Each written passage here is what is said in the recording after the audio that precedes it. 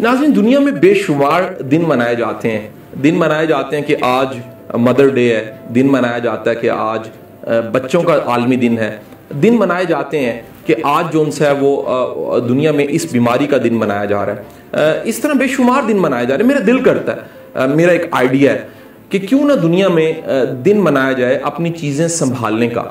अगर इसको ब्रैकेट कर लिया जाए तो वो दिन होगा कि जो जो चीज़ें आपने बेतरतीबी रखी हुई हैं उन्हें तरतीब देना आपको है इस दिन। और अगर आप ये दिन मनाते हैं, खुद से ही मना लीजिए किसी दिन कि आज का दिन हम मुख्तस करते हैं, संडे है, सैटरडे है या ऑफ डे है, तो आपके पास थोड़ा सा वक्त है, क्यों ना इस वक्त के ज़रिए आप अपनी किताबों को, बेतरतीब कागज़ों को, अपनी संदों को, सब चीज़ों को ढूंढना शुरू कर दें। मैं एक दोस्त को मजाक से कहने लगा कि अगर आज अनाउंस हो जाए कि हमने अपने सारे पेपर्स को तरतीब देना है तो 80% लोगों को अपने नकानामे नहीं मिलेंगे।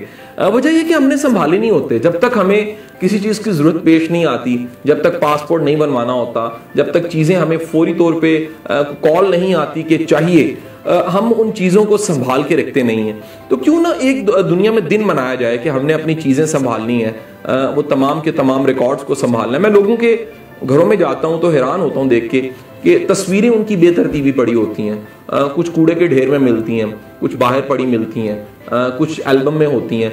मैं कहता हूँ क्यों ना हम अपने घर की हर चीज़ को तरतीब दें।